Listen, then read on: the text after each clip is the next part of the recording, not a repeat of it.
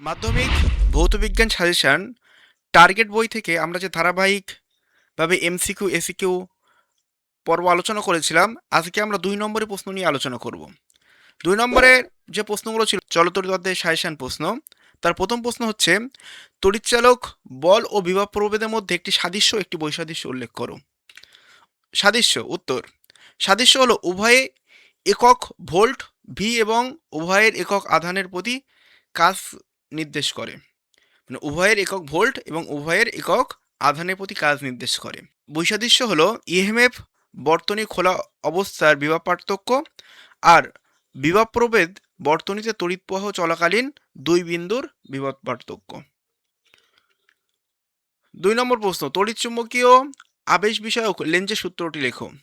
উত্তর, তড়িৎচুম্বকীয় আবেশের ক্ষেত্রে আবেশিত তড়িৎ প্রবাহের অভিমুখ এমন হয় যে কারণে প্রবাহ সৃষ্টি হয়, প্রবাহ সর্বদা সেই কারণকে বাধা দেয়।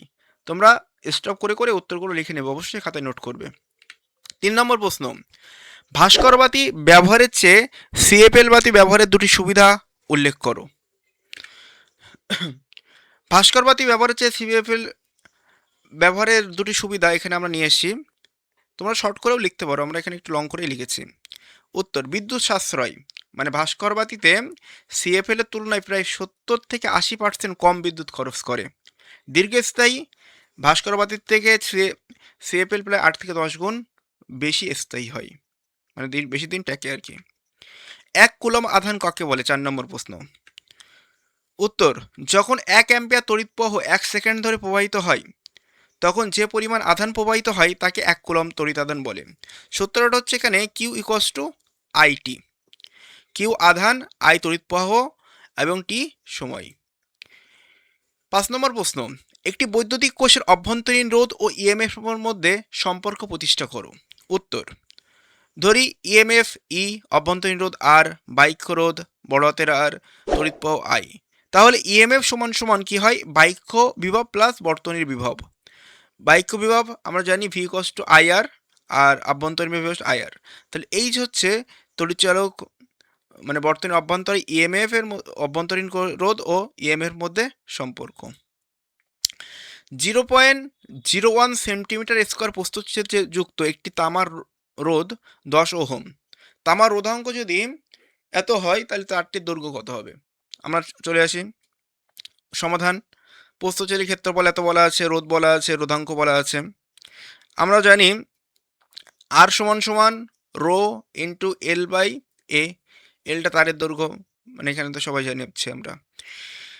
আর তাহলে আই সমান সমান এখান থেকে ক্যালকুলেশন করলে হয় আর ইন্টু এ বাই রো। এখান থেকে মানগুলো বসালাম, ক্যালকুলেশন করলাম, এখান থেকে আমাদের উত্তর আসলো 561.8 সেন্টিমিটার। বা তোমরা যদি মিটারে করতে যাও তাহলে আর দুটো শূন্য এদিকে চলে আসবে। 6 নম্বরের প্রশ্ন, রোধের শ্রেণী সমবায়ের বৈশিষ্ট্যগুলি লেখো। উত্তর, সব রোধের মধ্যে একই তড়িৎ প্রবাহিত হয়। 2, মোট বিভব প্রভেদ রোধগুলির বিভব প্রভেদের যোগফল। 3, তুল্য রোধ সব রোধের যোগফল। এই যে তুল্য রোধের যে সূত্রটা আছে শ্রেণী সমবায়, আর সমান সমান আর ওয়ান প্লাস আর টু প্লাস আর থ্রি, যতগুলো রোধ থাকবে সবগুলো রোধের পরপর যোগফল। 8 নম্বর প্রশ্ন, শর্ট সার্কিটের ফলে অনেক সময় বৈদ্যুতিক বাতির আগুন ধরে যায়, এর কারণ কি? আমরা তো দেখি যে শর্ট সার্কিট হচ্ছে, শর্ট সার্কিটের ফলে কোথাও পুড়ে গিয়েছে, কোথাও তার পড়ে যাচ্ছে, কোথাও বাড়িতে আগুন ধরে যাচ্ছে, কোথাও প্লাস্টিক পড়ে গেছে। তাহলে এর কারণটা কি?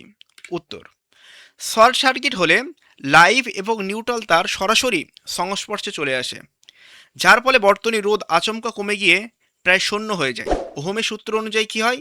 রোধ কমে যাওয়ায় বর্তনীর অভ্যন্তরে উচ্চ মাত্রায় তড়িৎ প্রবাহিত হয়, এবং জুলের সূত্র অনুযায়ী কি হয়? অতিরিক্ত প্রবাহের ফলে প্রচুর পরিমাণে তাপ উৎপন্ন হয় এবং তারায় প্লাস্টিকের কভার পুড়ে গিয়ে আগুন ধরে যায়। তোমরা স্টপ করে সুন্দর করে নোট করে রাখবে খাতায়। এই প্রশ্নগুলো কিন্তু টার্গেট বই থেকে খুব ইম্পর্টেন্ট, মানে সাজেশন প্রশ্ন, এবং মাধ্যমিকের জন্য খুব ইম্পর্টেন্ট। 9 নম্বর প্রশ্ন, ফ্লেমিংয়ের বামহস্ত নিয়মটি বিবৃতি করো। উত্তর, নিয়ম বামহস্তের যে 3টে আঙুল আছে, কোন আঙুল 3টে? বৃদ্ধাঙ্গুলি, তর্জনী এবং মধ্যমাকে যদি সমকোণে রেখে প্রসারিত করা হয়, তাহলে যে তর্জনী চৌম্বক ক্ষেত্রের অভিমুখ, মধ্যমা তড়িৎ প্রবাহের অভিমুখ নির্দেশ করে, তবে বৃদ্ধাঙ্গুলি প্রবাহের গতির অভিমুখ নির্দেশ করে। চৌম্বক বলরেখা বলতে কি বোঝো? উত্তর, চৌম্বকের চারপাশে এমন কাল্পনিক রেখা যার প্রতিটি বিন্দুতে স্পর্শক ওই বিন্দুতে চৌম্বক ক্ষেত্রের দিকে নির্দেশ করে তাকে চৌম্বক বলরেখা বলে। বৈশিষ্ট্য কি? উত্তর মেরু থেকে দক্ষিণ মেরুতে যায়। 2 নম্বর বৈশিষ্ট্য হলো দুটি বলরেখা কখনো একে অপরকে ছেদ করে না। এটা হচ্ছে চৌম্বক বলরেখা। 11 নম্বর প্রশ্ন, তড়িৎচুম্বকের শক্তি বাড়ানোর দুটি পদ্ধতি উল্লেখ করো। উত্তর, 1. কুণ্ডলীর পাকের সংখ্যা বাড়াতে হবে। 2 নম্বর, তড়িৎ প্রবাহ বাড়াতে হবে। কুণ্ডলীর মধ্যে যদি আমরা তড়িৎ প্রবাহ বাড়াই তাহলে তড়িৎচুম্বকের শক্তি বেড়ে যাবে। এখানে একটা অঙ্ক দিয়েছে যে 27 ওহম রোধের একটি তারকে সমান 3 ভাগে ভাগ করে সমান্তরাল সমবায় যোগ করা হলো, তাহলে সমবায়টির তুল্য রোধ কত হবে? আমরা দেখি উত্তর। তারটিকে 3 ভাগে কাটলে প্রতিটি টুকরো হবে 27/3 মানে 9 ওহম করে। এখন 9 ওহম রোধকে আমরা যদি সমান্তরাল সমবায় যুক্ত করি তাহলে 1/r = 1/9 + 1/9 + 1/9, আমরা যদি এখানে লসও করি তাহলে 3/9 হবে। 3/9 কাটাকুটি করলে 3 দিয়ে 1/3 হচ্ছে। তাহলে আরপি মানে এখানে সমান্তরাল সমবায় রোধ হচ্ছে 3 ওহম। ওহমের সূত্র বিষয়ক আই বনাম ভি লেখচিত্রটি আঁকো। ওহমের সূত্র অনুযায়ী ভি ভ্যারিজাস আই অর্থাৎ বিভব প্রভেদ বাড়লে তড়িৎ প্রবাহ সমানুপাতিক হারে বাড়ে। তাহলে আই ভি লেখচিত্রটা হলো এটা। 1 নম্বর বৈশিষ্ট্য, এই লেখচিত্রটি সরলরেখা হবে এবং মূল বিন্দু দিয়ে যায়। আচ্ছা, পার্থক্য লেখো এলইডি এবং সিএফএল। এলইডি এবং সিএফএল পার্থক্য কি? এলইডিতে কম বিদ্যুৎ খরচ করে, সিএফএলে বেশি বিদ্যুৎ খরচ হয়। এলইডি বেশি দিন স্থায়ী, সিএফএল তুলনামূলক কম স্থায়ী হয়। এলইডি পারদ থাকে না আর সিএফএলে অল্প পরিমাণ পারদ থাকে। এই জন্য এলইডি এবং সিএফএল পার্থক্য। বর্তনী এবং মুক্ত বর্তনীর মধ্যে পার্থক্য। বদ্ধ বর্তনী কি? বর্তনী সম্পূর্ণ থাকে। মুক্ত বর্তনীতে বর্তনী অসম্পূর্ণ থাকে। বদ্ধ বর্তনী তড়িৎ প্রবাহ চলতে পারে, মুক্ত বর্তনী তড়িৎ প্রবাহ চলতে পারে না। আর বাতি জ্বলে, এখানে বাতি জ্বলে না। 1 ভোল্টেজ বিভব বলতে কি বোঝায়? সংজ্ঞা।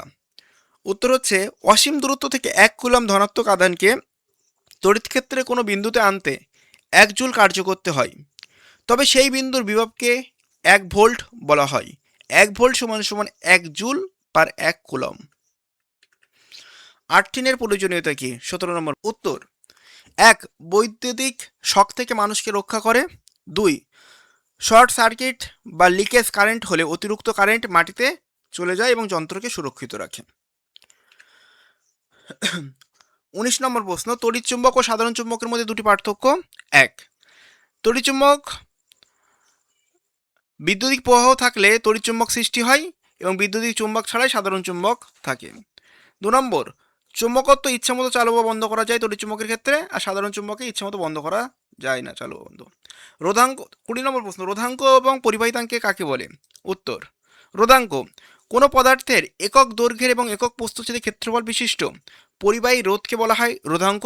এর এসআই একক হচ্ছে ওহম মিটার। পরিবাহিতাঙ্ক হলো রোধাঙ্কের অনুর্ণককে বলা হয় পরিবাহিতাঙ্ক। রোধাঙ্ক অনুর্ণক হলো পরিবাহিতাঙ্ক। পরিবাহিতাঙ্ক সিগমা = 1/ρ, এস সিমেন্স প্রতি মিটার, S/m। আচ্ছা, 21 নম্বর প্রশ্ন, 20 ডিগ্রি সেলসিয়াস উষ্ণতায় তামার তারের রোধাঙ্ক এত বলতে কি বোঝায়? উত্তর, এর অর্থ হলো 20 ডিগ্রি সেলসিয়াস উষ্ণতায় 1 মিটার দৈর্ঘ্য এবং 1 বর্গমিটার প্রস্থচ্ছেদের ক্ষেত্রফল বিশিষ্ট তামার তারের রোধ হচ্ছে এত। উত্তরগুলো তোমরা খাতায় অবশ্যই নোট করবে। 22 নম্বর প্রশ্ন, ফিউজ তারের রোধ এবং গলনাঙ্ক কেমন হওয়া উচিত এবং কেন? উত্তর, ফিউজ তারের বৈশিষ্ট্য গলনাঙ্ক কেমন হওয়া উচিত? বৈশিষ্ট্য 1, রোধ বেশি হওয়া উচিত, গলনাঙ্ক কম হওয়া উচিত। কারণ কি? শর্ট সার্কিটে অতিরিক্ত কারেন্ট বা তড়িৎ প্রবাহ হলে যেন ফিউজ তার দ্রুত গলে যায় এবং বৈদ্যুতিক লাইন বিচ্ছিন্ন করে দেয়, ফলে বৈদ্যুতিক যন্ত্রপাতির দুর্ঘটনার হাত থেকে রক্ষা পায়। 23 নম্বর প্রশ্ন, অ্যাম্পিয়ারের সন্তরণ নিয়মটি লেখো। উত্তর, কোনো পরিবাহী তারের উপর দিয়ে যদি কোনো কাল্পনিক মানুষ তড়িৎ প্রবাহের অভিমুখে হাত ছাড়িয়ে সাঁতার কাটে এবং সর্বদা চৌম্বক সরকার দিকে মুখ করে থাকে, তবে তার বাম হাত যেই দিকে যায়, বাম হাত প্রসারিত করে চৌম্বক সরকার উত্তর মেরু বিক্ষেপণ সেই দিকে ঘটবে। এটা হচ্ছে অ্যাম্পিয়ারের সন্তরণ নিয়ম। 24 নম্বর প্রশ্ন, বৈদ্যুতিক মোটর কি এবং কার্যনীতি লেখো। বৈদ্যুতিক মোটর হলো যে যন্ত্রের সাহায্যে তড়িৎ শক্তিকে যান্ত্রিক শক্তি রূপান্তরিত করা হয় তাকে বৈদ্যুতিক মোটর বলে। কার্যনীতি, একটি শক্তিশালী চৌম্বকের ক্ষেত্রে তড়িৎবাহী কুণ্ডলী আর্মেচারে রাখলে চৌম্বক ক্ষেত্রের প্রভাব কুণ্ডলীর উপর একটি বল প্রযুক্ত হয়। ফ্লেমিংয়ের বামস্ত নিয়ম অনুযায়ী এই বল কুণ্ডলী একটি ঘূর্ণন সৃষ্টি করে, যার ফলে কুণ্ডলীর অনবরত ঘুরতে থাকে। 25 নম্বর প্রশ্ন, একটি ধাতব তারের দুই প্রান্তের বিভব প্রভেদের দ্বিগুণ করা হলে এই সময় উৎপন্ন তাপ কত গুণ হবে? এই যে আমাদের সলিউশন, এবং লাস্টে উত্তর আমাদের হবে পূর্বের তুলনায় 4 গুণ বৃদ্ধি পাবে। 26 নম্বর প্রশ্ন, গাণিতিক রূপ সহ ওহমের সূত্রটি বিবৃতি করো। উত্তর, উষ্ণতা উপাদান অন্য ভৌত অবস্থার যদি অপরিবর্তিত থাকে তাহলে কোনো প্রবাহের মধ্যে তড়িৎ প্রবাহ মাত্রা দুই প্রান্তের বিভব প্রভেদের সমানুপাতিক হয়। গাণিতিক রূপটা নিচে ভি কষ্ট আইআর। এসি প্রবাহের সুবিধাগুলি লেখো।